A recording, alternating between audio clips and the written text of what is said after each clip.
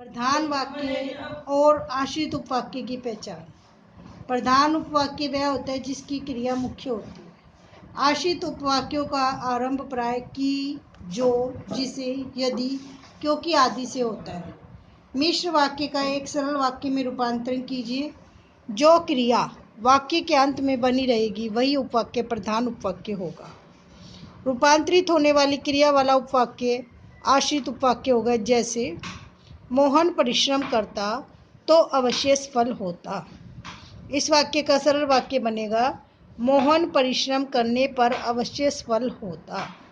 ध्यान कीजिए, यहाँ परिश्रम करता क्रिया रूपांतरित हो गई है, अतः यह आश्रित उपवाक्य है। दूसरी ओर सफल होता क्रिया ज्यों की त्यों विद्यमान रही, अतः यह प्रधान उपवाक्य है।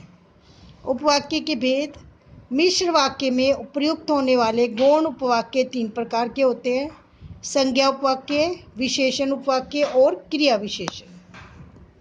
संज्ञा उपवाक्य, जो उपवाक्य प्रधान वाक्य की किसी संज्ञा या संज्ञा पदबंध के स्थान पर प्रयुक्त हो उसे संज्ञा उपवाक्य कहते हैं। जैसे राम ने कहा कि हम लड़ाई नहीं चाहते।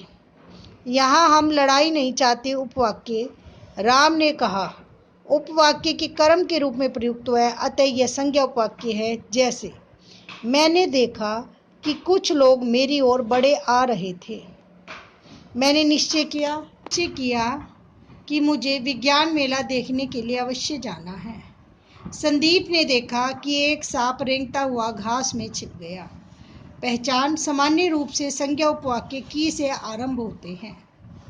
विशेषण उपवाक्य, जो आश्रित उपवाक्य प्रधान उपवाक्य की किसी संज्ञा या सर्वनाम की विशेषता बताता है उसे विशेषण उपवाक्य कहते हैं। जैसे यह वही आदमी है जिसने कल चोरी की थी।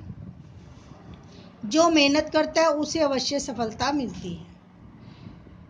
इस वाक्य में जिसने कल चोरी की थी और जो मेहनत करता है ऐसे आश्रित उपवाक्य है जो कर्मशः आदमी संज्ञा तथा उसे सर्वनाम की विशेषता बताते हैं।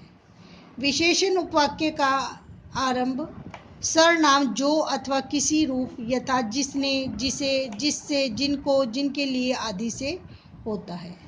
ऐसा कोई नहीं जो कुश्ती में खली को जीत सके। जो विद्यार्थी समय गंवाते हैं वे एक दिन बहुत पछताते हैं। जो लोग दूसरों के साथ मीठा बोलते हैं उन्हें सब प्यार करते हैं। जो वीर और साहसी होते हैं वे अपने प्राणों की भी चिंता नहीं करते।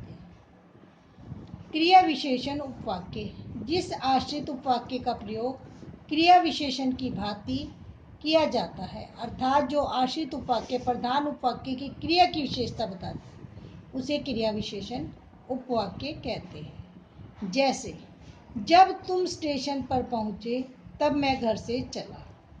यदि बोलना नहीं आता तो चुप रहना चाहिए।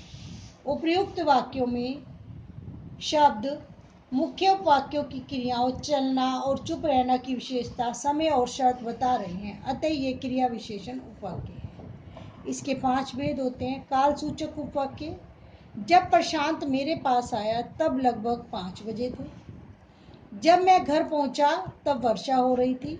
ज्यों ही मैं घर से बाहर आया खेल आरंभ हो गया। पहचान। ज्यों ही, जब आदि से आरंभ होने वाले वाक्य कालवाचक क्रिया विशेषण उपवाक्य होते हैं। स्थानवाचक उपवाक्य, वह लड़का जिस तरह चल रहा है उस तरह किसी स्वस्थ व्यक्ति को नहीं चलना चाहिए। वह गोरा लड़का जहाँ खड़ा है वहाँ बड़ी धूप है। वहाँ इस वर्ष अकाल पड़ सकता है जहाँ वर्षा नहीं है। पहचान। जहाँ, जिधर, जिस जगह आदि क्रिया विशेषण वाले उपवाक्य आश्रित उपवाक्य होते हैं। रीतिवाचक उपवाक्य, वह ऐसे अटक अटक कर बोल रहा है जैसे उसके मुंह में घाव है। आपको वैसे करना चाहिए जैसे मैं कहता हूँ। बच्चे वैसा करते जैसे उन्हें सिखाया जाता है। पहचान। जैसा, जिस तरह, जैसे आदि क्रिया विशेषण। परिमाणवाचक उपवाक्य, वह उतना ही थकेगा जितना अधिक दौड़ेगा। उसने जितना परिश्रम किया उतना ही अच्छा परिणाम मिला। जैसे जैसे गर्मी बढ़ेगी वैसे वैसे धूप में खड़ा रहना कठिन हो जाएगा। पहचान। जितना, जितनी, जैसे, तैसे आदि विशेषण वाले उपवाक्य आश्रित उपवाक्य होते हैं। परिणाम अथवा हेतु सूचक उपवाक्य। यदि वर्षा अच्छी होती तो उपज बढ़ जाती। वह जरूर परिश्रम करेगा ताकि अच्छे अंक ले सके। वह इसलिए आएगा ताकि आपसे बात कर सके। यद्यपि तू पहलवान है तो भी मुझसे नहीं जीत सकता। पहचान यदि, यद्यपि, ताकि से आरंभ होने वाले उपवाक्य आश्रित उपवाक्य होते हैं।